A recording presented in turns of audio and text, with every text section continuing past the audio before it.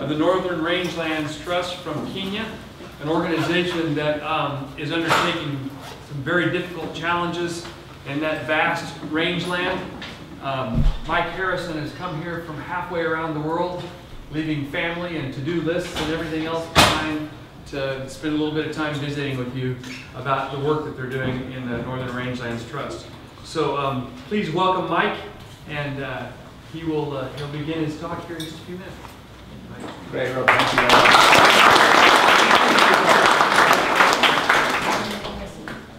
much. Thank you, Rob, for that, and good afternoon, and welcome. Can I ask how many people have been to East Africa, just so I have a sense of? Oh, great, fantastic. So you'll know when I'm telling the truth and when I'm not quite telling the truth. So my opening question was going to be, when you think of the grasslands of East Africa, what do you picture? Whether it's from your own experience, or whether it's from the movies, or from photographs and magazines, and whether it looks anything like that. You know, something like the Serengeti ecosystem, endless plains, handsome warriors in colourful clothes, lots of grass, lots of rich institutions and culture, even more grass. That is a real scene, but there's a but coming into this, just in case that's what you imagine all of East African grasslands is like. But let me just set the scene. I'm privileged to run an organisation called the Northern Rangelands Trust, which I'll talk a little bit about. And I live on the edge of this, which is a private ranch in northern Kenya. And these are actually Samburu warriors who we brought to have a look to see what's possible on private land. And the grins on their faces tell a story about, I cannot believe that there's so much grass here, and I cannot believe that there's wildlife living next to the cattle here. Let me just go to the but then. There's a kind of grim reality of what the majority of the grasslands in East Africa look like, and especially in northern Kenya. Let me just paint a picture of the Turkana area in northern western Kenya on the border with Uganda. There's two particular tribes there, the Pokot and the Turkana. And they've been at each other's throats for 10 years, competing for grass and for water in the dry season, because there's nowhere for their cattle to eat. They're all armed, sometimes very heavily armed, sometimes in groups of 300 or 400. And when they want to find grass, they will go and find grass. It's not a happy picture, and I want you to remember this because I'll come back to this at the end. So let me just paint a little picture about East Africa. There's huge diversity of people. There are 42 different tribes in Kenya, many of them with their own languages. And up in the north, there are 16 that we work with. They're very different. These are some of the Pokot that I was telling you about. This is a Borana man with his colourful beard. You've got Samburu women collecting firewood on the top right, and Rendile women here. Huge diversity, a lot of interesting mixed history of in-migration and out-migration. But all of this is on common land. This is community land, none of it is private land. So none of it is fenced, none of it is owned, but it's all used.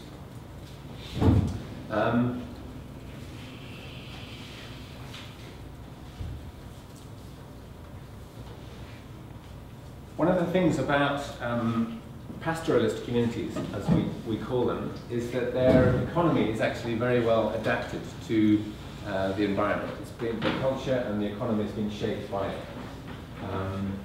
So Kenya is a very rural economy. Something like 40% of GDP, 50% of GDP comes from agriculture. 80% of the population is involved in this. And half of all of that is in livestock. 80% of the country is dry land, looking rather like some of these scenes, and encompasses about 10, 15 million people. We're not quite sure, but the livestock is the mainstay of their economy. And there are certain things that really shape how they live with livestock. The key one is mobility. On this common land, rainfall is very low, 200 millimeters. I guess you guys work in inches. What's 200 millimeters? How many inches are we talking about there? Less than 10, 12. Less than 12 to 15 inches, something like that. Often very patchy. And a critical thing about being able to live with livestock there is that if there's no grass where you are, you will move to grass. And they will move sometimes 200, 300, 400 kilometers to find grass. They do have sort of semi-permanent areas where they come back in the rainy season, so they have sort of housing. But the key thing is mobility. You can see the picture on the bottom right there. In the dry season, there are these dry riverbeds that have flash floods when it rains. But they're great for water storage. So each family typically has a place that is theirs that they dig in the dry season when they want water. Sometimes, in the depth of this ceiling, they'll go down 2 or 3 people, they'll pass water up, pour it into a trough for their livestock. To give you a sense of the affinity they have with cows, is that every family has a particular song for their cows, and their cows know the family song. So when they're ready, when they've dug out the trough and they've got the water up to the top, the warriors will start singing their song. And from a herd of maybe 1,000 cattle on the riverbank, maybe 10 or 15 will just start to come out to that particular well and start drinking. So a huge pride and a sort of cultural wealth that is found in their livestock.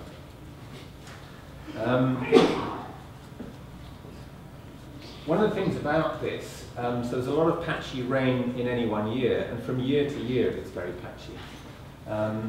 And I'll say a little bit more about climate change and how that is changing things now. But as you can imagine, some years there's good rain and some years there's a drought. And in good rain, the cattle do well, and they multiply, and it's basically their bank account, and they get a 20% interest rate on it, and up it goes. Until there's a drought. The last serious drought was 2011 in Kenya, and 80% of all the livestock in the country perished. Just thirst and hunger. So what is created is a real boom and bust economy. So one of the things about trying to turn around the management of this, I'll talk a little bit about the decline of the environment, is to try and change that boom and bust economy into something a little bit more stable. A couple of other things about the culture is that there's a very strong age structure in the community. So particularly on the male side, boys will go up to the age of 10, 12, 15, and then will go through a ritual circumcision, at which time they become warriors. And their job then as warriors, up to the age of 30, is to look after cattle. And they typically are the ones that then will migrate with the cattle on these huge distances. They won't stay with their families. They'll come back each rainy season to be back with the family. But once they're 30, then they can get married, and then they become elders in the community. And the next generation of the warriors comes through. So one thing about warriors, as the name suggests, is that they're very warlike. And one of the ways that they replenish their stocks of livestock after a drought is to steal other people's livestock. There's a rich culture of cattle raiding that has been built up in these communities. It generates a huge instability, really, in the environment. So you can guess where this is going. There's been a steady decline because of this relatively unsustainable way. If you combine population growth, if you combine the effects of climate change that I'll talk about in a minute, with a number of key factors that have come into play. One is these areas of northern Kenya have always been very marginal to the country. In the British colonial times, north of this particular river that marked the northern frontier, as they called it, was a vast area they just called the Northern Frontier District. And most of these pastoralist communities that lived there, if they went south across the river, they would say, we're going to Kenya today. And then they would go back north. So they didn't even think they were part of the same country. So they've been very marginalized historically from politics, from government services. with the increasing instability in Somalia, I'm sure you're aware a little bit about geography there, DRC Congo, there's a lot of illegal firearms in the system. So generally governance structures are weak, and above all these traditional systems of the warriors and elders, the elders' authority is slowly breaking down. If you add to that some big economic changes that are taking place. As people become more and more educated, some of them go away to schools, some of them will like to settle on main roads. There's some permanent buildings and water points that are starting to come in. There is a settlement that is starting to happen. Along with that often comes water supply. Bringing water supply into these fragile environments is an immediate magnet to bring in a lot more capital. So you're heading for an environmental and a sort of a disruption of society, but also this environmental decline. So heavy concentrations of grazing around these settlement areas, this kind of gully erosion you see starting to become more common. And this is a very typical scene. This is a maniata, the thorn boma that they will build every night to keep their cattle in. And they may stay in a place like that for several months, but you can see the level of degradation of the environment. So then let's talk about climate change. 6 of the most intensive droughts in the last century have occurred in Kenya in the last 15 years, 20 years, let's say. So there's no question that things are changing, the climate is changing. It doesn't necessarily mean that overall there's less rainfall, but the variability is getting much more extreme. And what you're seeing is just an added complication to this very fragile pastoral economy.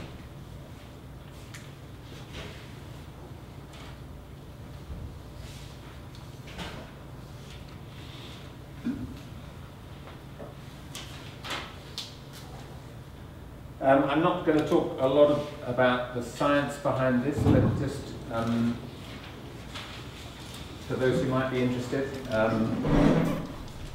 you add all those things together and the picture looks pretty bad.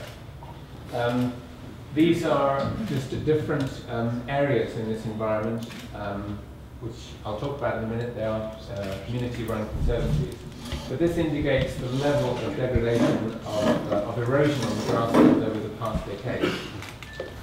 You can see most of them are eroding. This one, the red colour on here, indicates if you go to the ground in a place like that, there's a 90% chance that those soils you'll find there are either already degraded or very erodable. Perhaps the most critical and worrying one, this one at the end here, this is the level of soil carbon that you get, that is stored in the roots of grasses. And there's a sort of magic number in some of these tropical soils, 3.5 kilos per square meter. And that's on this line here. And so most of them are absolutely borderline from having any goodness in the soil. So that even if they were to start rehabilitation efforts, you've got almost nothing left in the soil. They're just exhausted. So it's a pretty grim picture. So what can we do about that? So this is where the story of the Northern Rangelands Trust comes in. If you remember the first photograph I showed you, that was the Lewa Wildlife Conservancy. In the early 90s, the owners of that private ranch were thinking, if we can have cattle and wildlife and lots of grass living in this kind of harmony, why are the community lands to the further north, why is this not possible on those lands? So a couple of very visionary folks started to have conversations with these communities about this. And there was a couple of years of huge mistrust. This is an attempt to grab our land, to change our lifestyle. But gradually a process of building trust with these communities. They started to explore the idea, why don't you define a community, define an area of land that is yours, and start to build an institution that can govern that land, and start to make some decisions about how you're managing the land. And that's really essentially what a community conservancy is. Yeah, it's an autonomous institution with an elected board of trustees from the community, that has defined itself as a community, either a community of one ethnic group or of different groups who are using the same piece of land, who have traditionally been fighting and have decided none of us are winning at this, let's try and work together on this. Registering with the government as a community organisation, and then starting to develop the idea of a managed conservancy. So this is a picture of the sequence of how some of these areas in red here have been growing with this idea pioneered by just 2 or 3 early examples of communities that were willing to try this. And by 2004, there were about 8 or 9, and they all started to say, we can't do this on our own. We really need some help in trying to join us all together, and we need an organisation, and that organisation was the Northern Rangelands Trust. So we're not an NGO that has come in to help there. We have been created by these communities to help them. So NRT, as an umbrella trust, was born in 2004.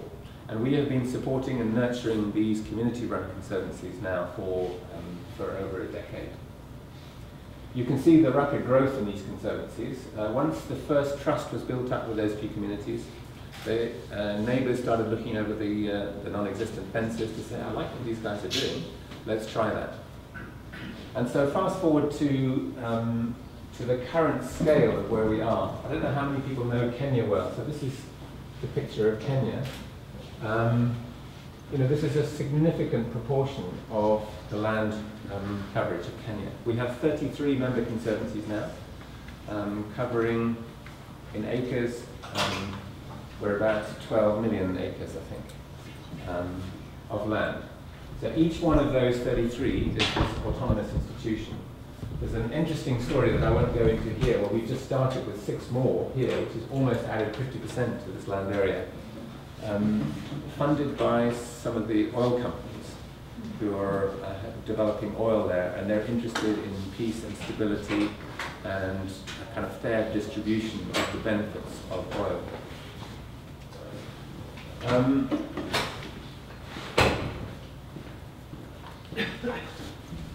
So what do we do with these conservancies? You know, our role is to help, above all, develop their institutions.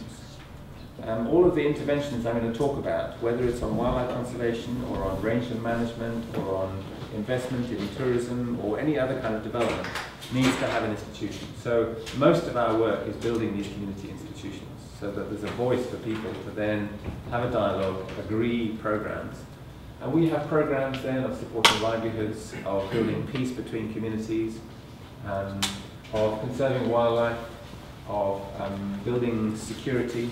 Each of these conservancies typically appoints 20 or 30 young men as rangers who are then sanctioned by the government to carry weapons, they're trained, they're uniformed. We try to develop markets to diversify so that it's not all about cattle. And bring in investment, and tourism is one of the big investments at the moment. So one of the big programs that we support then the conservancies with is how to fix the rangelands. So let me just say a little bit about that. It's rather a long preamble to what you mostly, I'm guessing, want to hear about, which is the grasslands. So as I said, the first thing is that you need some kind of institution. So the boards of these conservancies typically will appoint a grazing subcommittee. Elders from the community that have some interest in this, and they appoint staff who are responsible for coordinating training, for bringing in expertise, for developing all the things that I'm going to show you at the moment. So building the grazing institution is really important. The second thing is that they need to start thinking about plans. Of course, this makes sense to anyone in here who has a private ranch. That's the first thing you do. You have a plan. You've got a game plan. You know how many cattle you can hold. You know what you're going to do year on year in your grasslands. So simple things like where are we going to graze in the wet season, where in the dry season. Where are we going to have our settlements so that they are not agreeing or disagreeing with those plans. What rules are we going to have? How long can we stay in different parts of our area? What do we do with outsiders that come in? So they develop these grazing plans, And for communities that have never done this before, this is more than it might seem. It takes a long time to get into this mindset, is that actually you can think about how you use your rangeland. So then the third thing is just the actual practice of improved grazing, just generally planned grazing. One big thing is to actually bunch herds together. Typically families will just graze their cattle everywhere. And these very degraded areas, you get a hard crust that forms on the ground, so whenever the rain comes, it's like a car park, it just shoots off the top. So bunch grazing does tend to break up the soil, so when it rains it can come in, it brings in new grass seeds. Rest and rotation is a pretty basic principle of grazing. Think about how long you could have how many cattle on one particular hillside, get everyone to agree, right, we go there for 2 weeks and then we move on. There's some simple rules like that. A third thing is what to do with these very, very heavily degraded areas. You can see the state of some of the land here. Healing the gullies, bringing in grass seeds from other areas. Many of the elders remember when they were young boys that there were grasses, perennial grasses there that were very productive and good for cattle, but they haven't seen them for the past 20 years. But they've heard places they still grow. So going to collect grasses to actually reseed some of the area with these perennial grasses. Thinking about where they put their bomas, the livestock, what would you call them, the stockades at night, putting them on these heavily degraded areas so that they get some enrichment.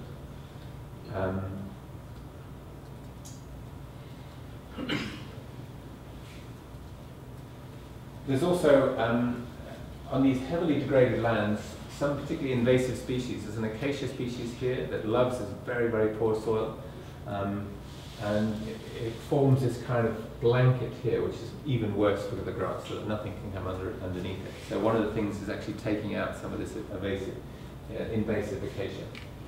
And this is just a simple example of a kind of 1 year apart from starting a program of reseeding and starting to heal the gullies and cutting out this invasive acacia, which has started to get them very encouraged by what they can do. But if you can imagine 14 million acres, that's rather a lot, and you can do, I don't know, 10 or 100 acres a year. It's a long way to go. This is 1 year's restoration? That's 1 year. 1 year. Yeah. Wow. So as soon as they see things like this, their eyes start to pop out, and they think, wow, we really can make a difference, you know. And then things that they hadn't seen is actually, selling the grass seeds, harvesting the grass and selling them to others. So there's a nice little market in some of these perennial grass seeds, and trying to build from agricultural communities simple grain storage huts, and some of it's laborious work. They might get a community of 400 people. They'll get them all out for a week with sacks of seed and just literally hand plant the seeds. There's no plows, there's no tractors, it's all done like that. So the final point about the planning is that you can imagine if you're one of these conservancies, take Naibunga here, you start to get these improvements going, you start to get some areas that you're rehabilitating, but your neighbour's not doing anything of the kind. Next dry season, hey, there's grass over there, guys, we've got guns, let's go, And so all of these communities are realizing we can't do this as islands. We have to do this across a huge landscape, because we're all pastoralists, we will all still keep moving with our cows, but you can't have one island here of fantastic grass, because the next dry season everyone will just be like a magnet in there. So they've kind of worked out where the main sort of livestock migration routes are through this landscape. And then the conservancies have developed clusters of conservancies that have formed regional grazing committees, which means, this group in the yellow here, they can decide, let's see what the March-April rains look like. They're patchy, it rained well in Bilico, we know that there's going to be some good grass there later in the season. Let's all agree that we recognize that, and who's going to go there, and when we do go, let's make sure we talk to each other, we don't fight, we share the grass, we share the water. So they're starting to take much more control from an open access, sort of free-for-all situation to one which is much more managed.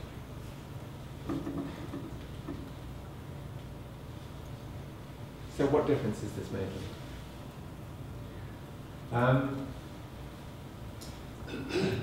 This in itself is quite interesting. A lot of standing around, looking at the ground, talking and thinking. You know, that's a transformation from what you had before. So this is a long-term process, as you can imagine. You know, over this scale, it's going to take a long time. You know, we started this intensively in 2012 with just 4 of these conservancies. Now, in 2014, we had 14 conservancies involved in this. You know, there are 33 there, so you can see the direction of travel. The first couple, I think, in 2012, there was about 180,000 hectares now, whatever that is, 400,000 acres, that was sort of under these grazing plans. With these 14 conservancies, we're up to about 1.8 million hectares now. So 4.5 million acres now, under some kind of plan system. There's an institution, there's a plan for it. Whether or not that plan is put in action, but it's a first small step. I think that's the key thing. This is the start of a journey. This is a super tanker that's been heading slowly and inexorably onto the rocks, which we've now started to turn around. And I think our ambitions are that this is going to be a 20-year process, at the very least.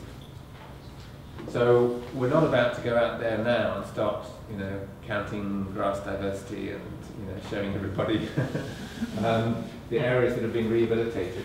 But we're starting to put the building blocks of this in place. What have we learned so far from this? I think all the things that I've just said, really. The fact that people need to talk about this, the fact that you need some institution at the heart of this, the fact that you absolutely have to engage the youth. These are the herders who typically are not sitting on these institutional committees because it's often the elders that have that role.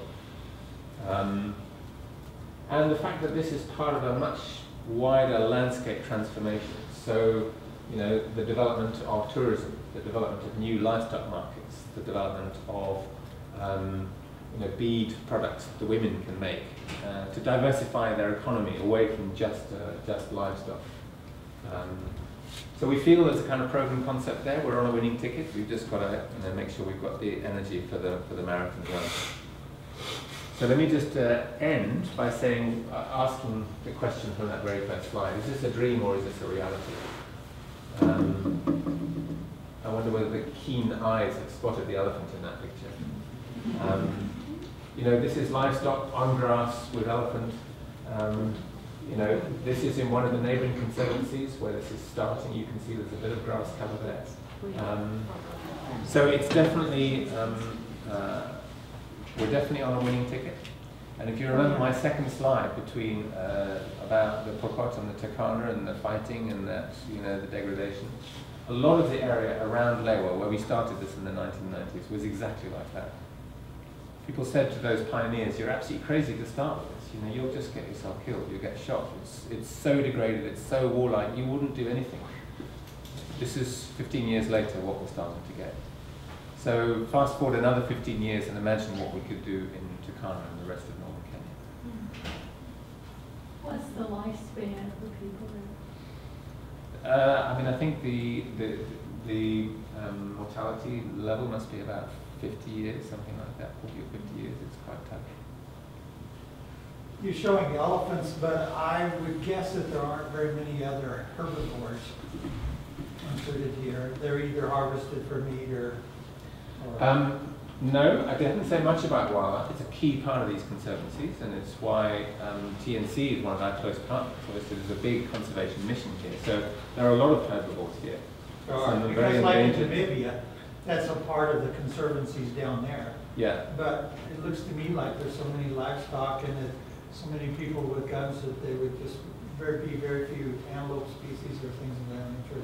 Well, there's no hunting permitted in Kenya, so any hunting is illegal. A lot of the role of the Conservancy's rangers is to control wildlife poaching. A lot of the benefits that come from tourism are from wildlife tourism, so people can see a benefit from looking after wildlife. If you could look after wildlife and cattle at the same time, so much the better. In Namibia, part of the value of wildlife that goes to the people is for hunting. And so you don't have that income coming into these areas either. We don't, and that's a big difference between Kenya and Namibia. You know, Namibia, I'm guessing you've been there and you know about that. It's the only other place really in Africa where they're doing this kind of community conservation at scale. And that's the big defining difference, really. You know, trophy hunting in Namibia owns a lot of money. We have to look for alternatives. Tourism is a big one. Livestock marketing, we run a livestock market where we actually buy cattle from conservancies that are well governed and pay slightly preferential prices, so there's an incentive to get into that market. And if you're a cow owner that might be 2 days walk from a market, you've got to walk your cow to market when you want to sell it. It'll lose condition over those 2 days.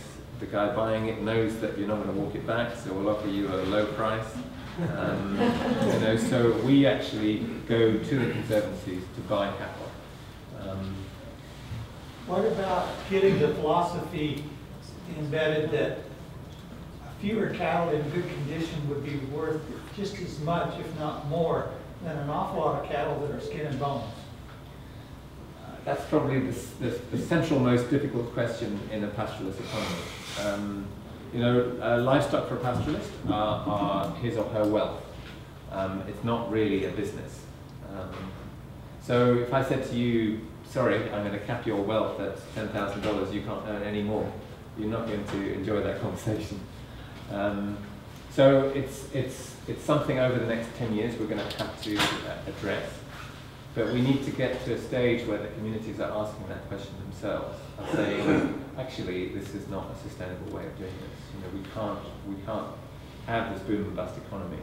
You know, that originated because, you know, you need 100 cows, but you build your stock up to 500 because you know every 5 years you're going to lose 400 of them.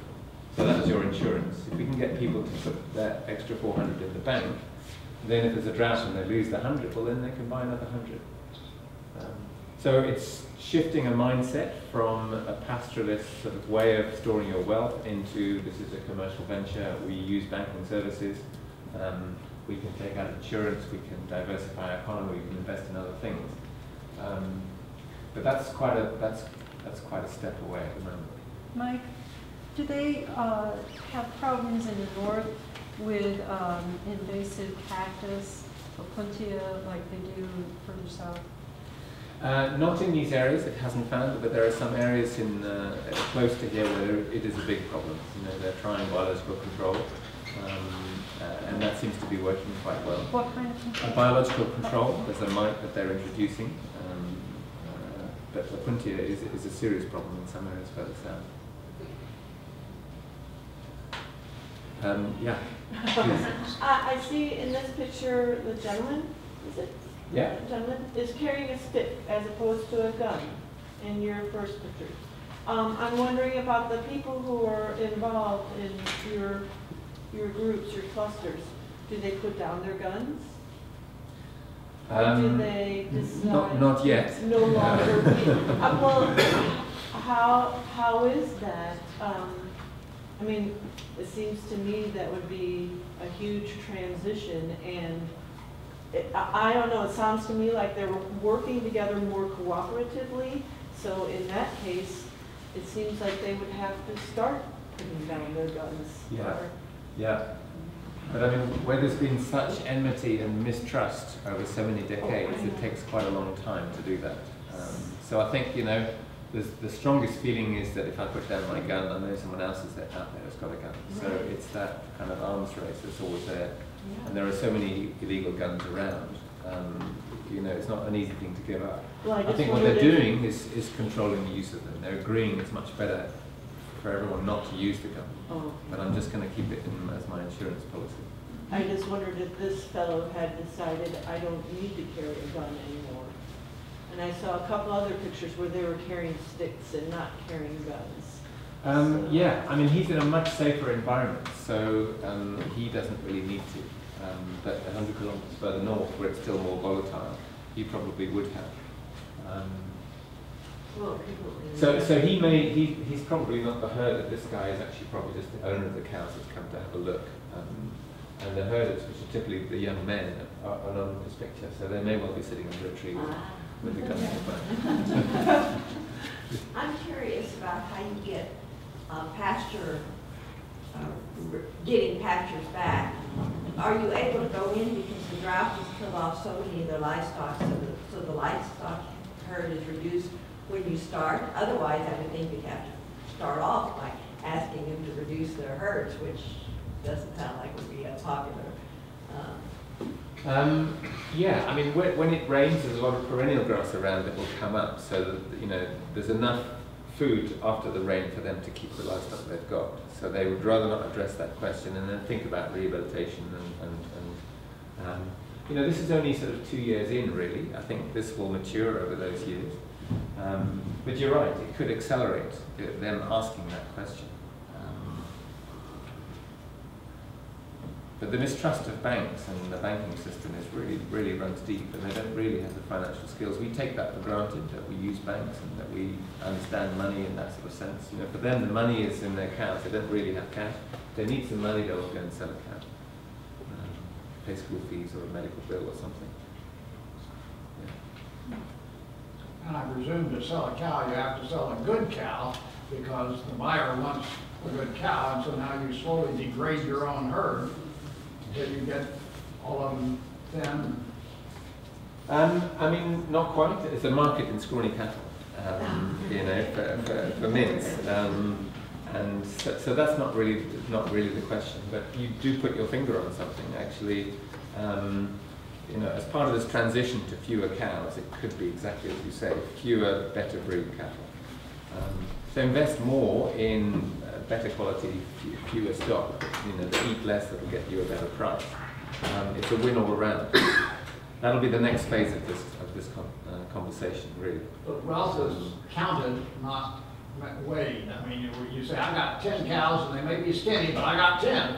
You have only 8 cows and they're big and fat, and I'm better than you are. I presume that's...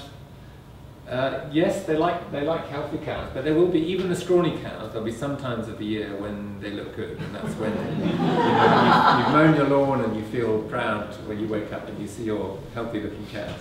It may just be for 1 month of the year. Yeah. Are you from Kenya? Are you a native there? I'm not a native, I'm a Brit originally, yeah. How long have you lived there? But I've lived there now for 8 years. Yeah, I built myself a house on the edge of Lower, looking out over those hills. So I don't know if I'll be there for the 20 years that this will take, but I'll be there for a few. Were you in cattle grazing or ranching or? Not at all, not at all. I'm actually a psychologist by background.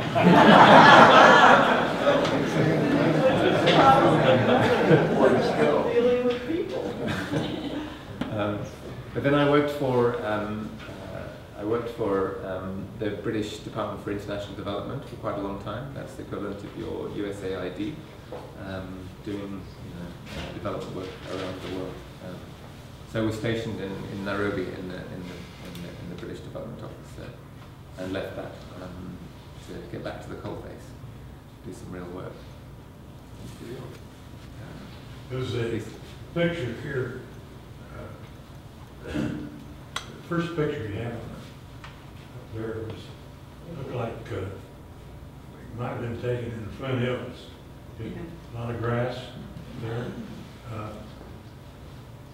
Is the grass there? Is that picture, could that be, in other words, the first picture, the one you just left, could it ever look like that? Yes, it could. It could, yeah. So this is on this private run that has a very sort of wealthy herbivore population. There used to be a cattle ranch, but they have much fewer cows on now. These are actually the NRT cows that we buy, and because of our partnership with Lewa, we take them there for quarantine. So they get these control and movement permits and so on. And we then track them up to a different area of highland private ranches where the grass is much more nutritious, and we fatten and slaughter them then and make profit from that to cover our costs, and then the profit margin goes back to the Conservancy that we bought them from. So both the individual families and the Conservancy, where they came from, are making some money out of it. In your long-term ambitions to change that picture that you just were at, is it to make that country look like this? You know, there's a lot in this picture that is about a particular soil type here. This is a black cotton soil, which is different from some of that red soil that you see elsewhere. So there will be differences. The other thing about here is a very healthy elephant population here, and elephants and trees don't go together. So this would have been forested, but the elephants have removed all the trees. So, but it'll look, at least in terms of grass cover, more like that. That's the aspiration, really. And that's good for the land, it's good for water, it's good for wildlife, it's good for stability, it's good for investment. It just turns a negative spiral into a positive spiral that has everything going for it rather than against it. How does the oil industry affect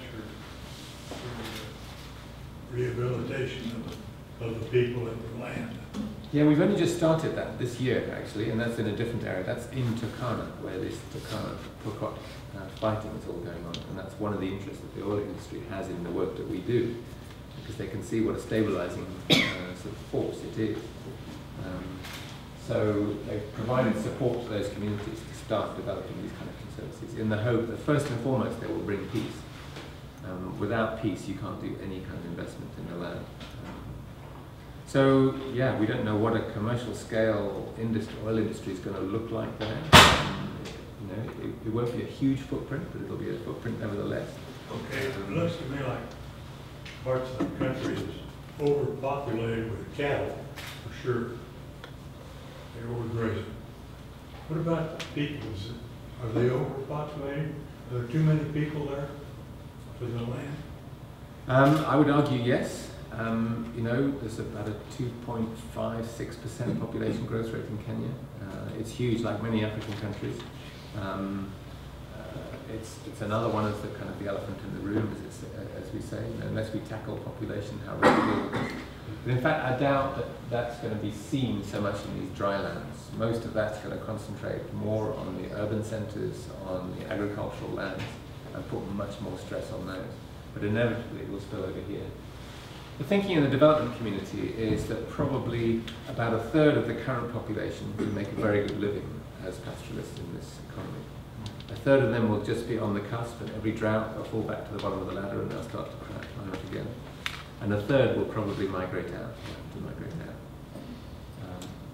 And typically they will go to the urban areas, to the urban slums.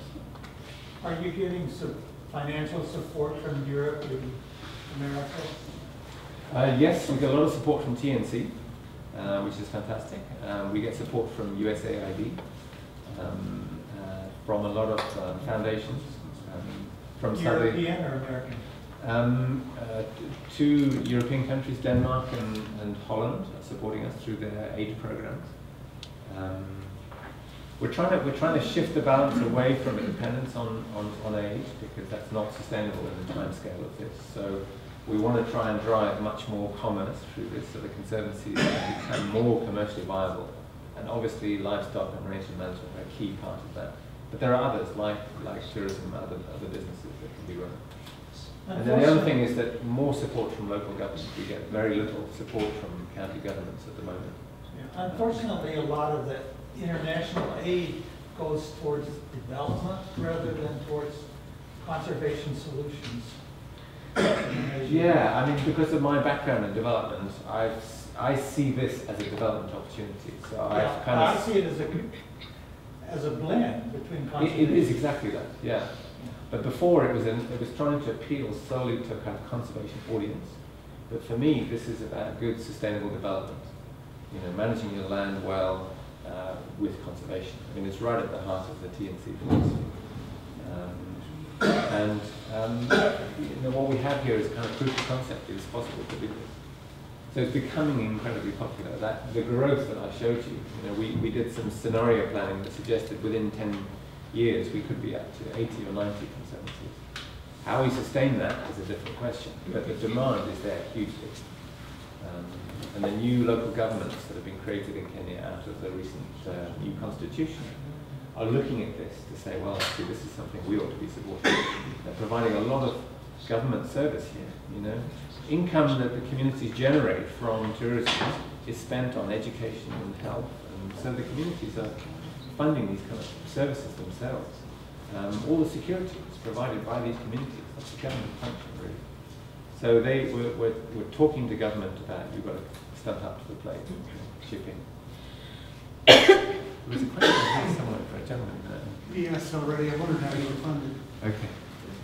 Yeah. What, if I understood you right, you said you're getting traction basically to grow this approach with the elders. What do you see as needed with the warrior, I guess, group that's moving up that?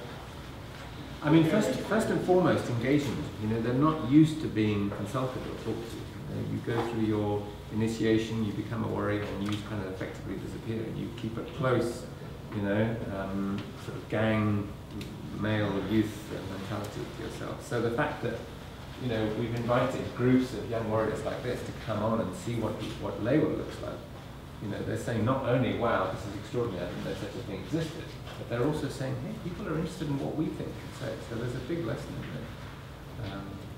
In some cases, they're kind of, the relationship between the elders and the warriors is kind of eroding a bit. You know, some of the elders are complaining, the young men don't listen to us anymore. Have you heard that before somewhere?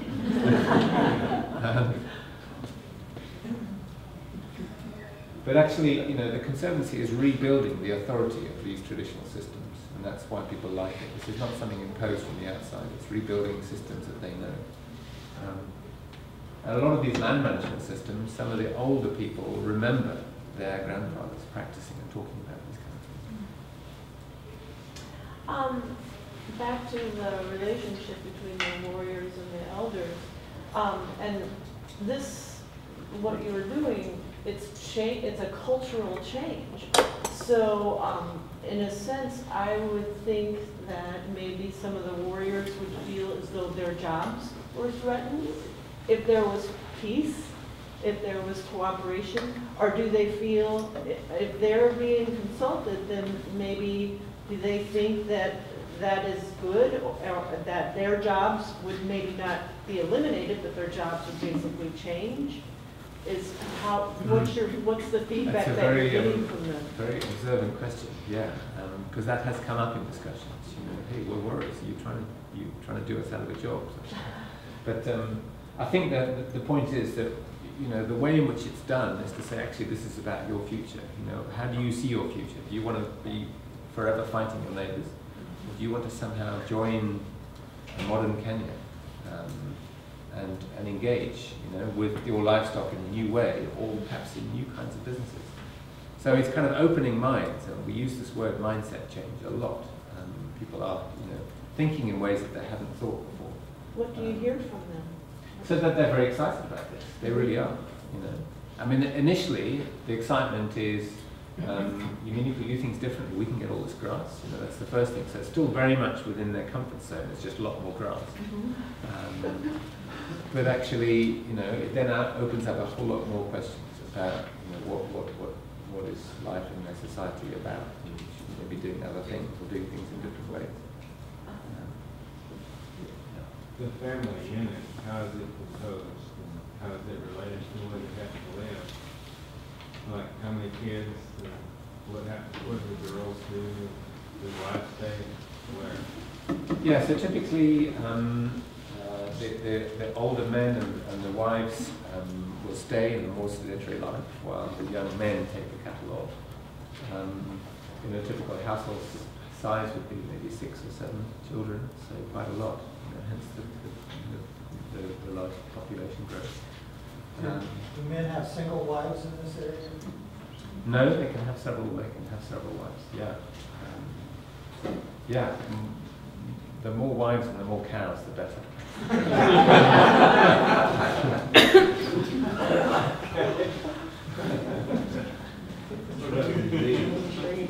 Disease. Yeah, I mean, there's a. You mean livestock disease? Well, so, yeah.